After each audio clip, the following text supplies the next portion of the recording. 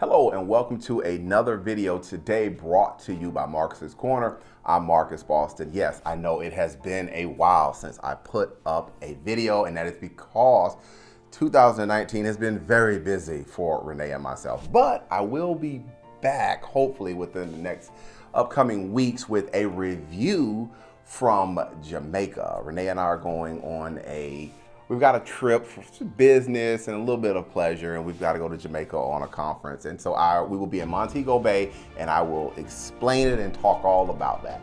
But for now, I am glad that I have my brother Quintin Boston here today, and he's going to talk with us about a cruise that him and his wife, they just got back on. And Quintin, let's just go ahead and let's get to it. Where did you all go? Well, first of all, we were on the Caribbean Princess cruise line. That's the cruise line we did. So we stopped in Grand Cayman, Costa Rica, Colombia, Panama, and Jamaica. Sounds like a full itinerary. Oh, yes, it was. A full itinerary. All right, so we're going to break this down. We're going to talk about, we're going to break it down into elements. And let's first talk about, for those watching, and especially for individuals who this may be their first time cruising and they're trying to get a flavor or a feel for something like this. Where did you all cruise out of? Where did you leave from? Well, we left from Baltimore. We left from BWI. So we flew from BWI into Fort Lauderdale, and we got in a day before. And we stayed at the Hilton Marina the day before. And so you're down there, you're in Fort Lauderdale, I'm sure enjoying yourself. Yes. From there, let's move to, how was it getting on the ship? That's a really big concern for individuals, and I know that sometimes it can be busy, sometimes it could take a long time. What was you all's experience with that? Well, we took transportation from the hotel to the port. So they dropped us off right in front of the porters. They were able to grab the luggage, and we went in the back. The getting on was seamless. It was very fast. The last time we talked about how quick the process was. It was even faster this time. Prior to getting on the ship, we were able to upload passport information, upload photos, upload credit card information that was going to be used. And with that being said, we were able to just walk right through. So there was no long line, there was no long wait. They had everything there, and we were able to get through in less than 10 minutes. That's good. That's great, because a lot of times, like I said, in some cases you can see the lines, but it looks like now you can do a lot of this stuff on the back end that can help speed up everything. Prior to getting on. So if you have an opportunity, if you're watching and you have an opportunity to go ahead and get a lot of that stuff done beforehand, go ahead and do it, because it will speed up your time getting onto the ship. So from there, now you're on the ship. What was your experience coming onto the ship? How did it look? Well, the ship looked great. Coming onto the ship, of course, dropped everything off at the room, went down and did the muster drill, had some lunch, went up on the Lido deck. Like I said, getting on the ship was great. When we got on, muster drill, all that stuff went very fast, and we were ready to go. Good.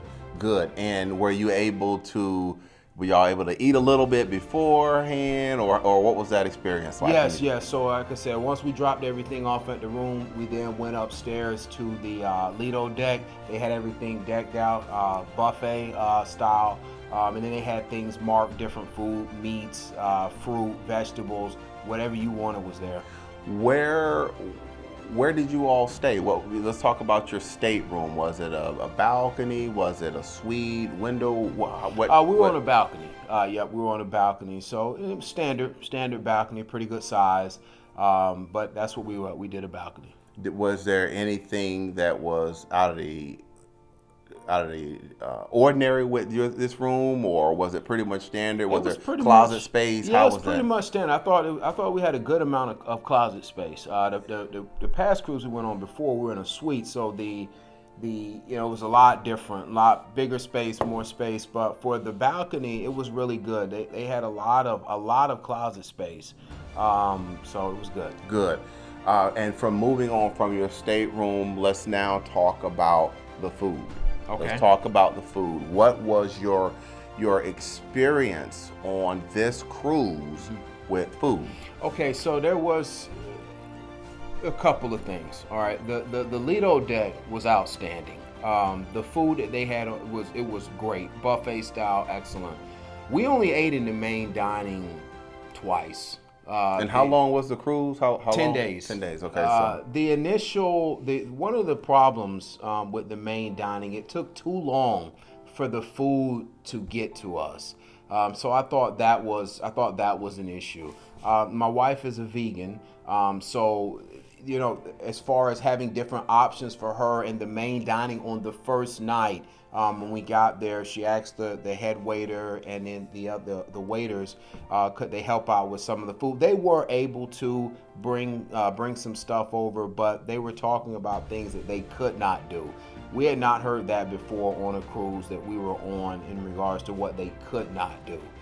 So we only ate in the main dining twice, and the food, I did not feel that they had a lot of options for vegetarians either. In the main dining area up on the Lido deck, there were a lot of options, but in that main dining area, we only ate there twice. So that tells you that it just wasn't a good experience in the main dining. what about other places? Did y'all partake in specialty dining or Yes. things like that? Yes. What if you Yes. did? Talk about your experience with that? Well, we ate at this place called Sabatini's. The food was really good. They had very good options for meat eaters. My mother-in-law, father-in-law, they had good options, meat eaters, vegetarian, and vegan options. The food was outstanding in Sabatini's. And for this cruise, I know on certain cruise lines, late night dining can be an issue. Was there an issue with late night dining for individuals who are watching and they like to stay up late, or they may have children and they may stay up late with things? Were there options for late night dining? There wasn't as many options. The up on 15, everything closed around 11, so that was a little bit of a difference. If you did still want sandwiches and snacks, you could go down to the fifth floor, fifth deck, and they had options. They had coffee, they had sandwiches, they had Cuban sandwiches, they had cheese plates. So they did have some options, but if you wanted pizza, burgers, and fries after 11, you couldn't get it up on 15. And for this Princess cruise, how would you rank the environment regarding, let's talk about like slides and pools and some of the other outdoor environments for individuals who are watching and they're concerned about those things? Well, you had the gym, which was very nice. You have basketball that was there, so you had that. There wasn't a lot of slides, so if you're looking for that, this was not the ship on the water park side. On the water park side, so you have some ships would have one or two slides. You didn't have that, so you did have your pool, you did have your hot tubs, but you did not have what you would have saw on like Carnival or Royal Caribbean. You did not have that. Okay, and did that impact in any way, or do you think that's something that you can work around? Well, I could work around it, but I think if there's individuals who are looking for the hardcore water experience, then the Caribbean Princess, in my opinion, wasn't the ship for that. All right, and so it sounds like that part though, you guys still had a good time. Yes. Let's move and let's talk about the casino. Let's talk about that aspect of things. Because we've talked about the slides and we've talked about the stateroom. We've talked a little about food. What about the casino experience on this particular cruise? Well, the casino was great. After the first day, I went back up to the room and had already began to get things. I came back to the room and they had chocolate covered strawberries. They had sent us, and this was from the casino host, so they had sent us goodies back up to the room. I didn't pay for a drink in the casino because all those drinks were we were playing though, my wife and I, we were playing, so but they did comp us drinks. They did provide us with chocolate covered strawberries. They treated us really well in the casino. It was good atmosphere. It wasn't a very big casino, so you did have your standard blackjack games. You had craps. You had your slots, of course. You had poker. Did not see baccarat. Did not see that. But they did have your standard games. They only had one craps table though. Good. Turning your attention now from the ship from that aspect of it. Did you all partake in, or did you participate in any excursions? And if so, what was your experience for the excursions? We booked the excursions right through Princess. So we did not get off the ship and pick up a taxi, which we've done in the past and stuff before. But we booked them straight through Princess. The Costa Rica, the excursion we did in Costa Rica was very educational. It was one of the better excursions that I've done. Very educational. Gave us a lot of information on the island. The excursion that we also did in Colombia gave us a lot of information. So much so that my wife and I are thinking about actually going back to Colombia and also to Costa Rica and just flying directly in instead of doing a cruise. Outstanding, good customer service, not an issue at all. The excursions were very good. And what about the Panama Canal? Now, the Panama Canal, that was the first time I had ever been in Panama. The Panama Canal you have to see it operate at least once. The ship went in, it's like a process, Marcus. The ship went in, they lowered the ship down, they raised the ship up, the ship was able to go through the canal. It's just hard to explain it. You have to see it. But it was I'm glad I got up early in the morning and was able to see the entire process. It was good. And finally, as we get ready to wrap everything up, what would you say about your overall thoughts on this Princess cruise, and to take into consideration also value in regards to how much you spent versus what you got in return? How would you close everything out for individuals who are thinking about maybe booking this cruise, going to see the places that you mentioned, Costa Rica, Panama Canal, Jamaica, on the Caribbean Princess? What would you say to those individuals who are thinking about it? Well, I thought we got good value for what we paid for. I do think it depends on what you're looking for. If you're looking for a hardcore party 24-hour ship, it's not a Carnival ship. So you're not going to get the 18, the 22, 23. So if you're looking for that, then this ship that we went on was not the ship for you. It was a lot more laid back, which is what I like.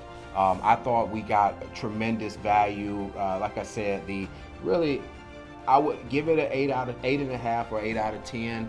And the reason why is because, again, the issue with the main dining and just the food taking too long, the service was too slow.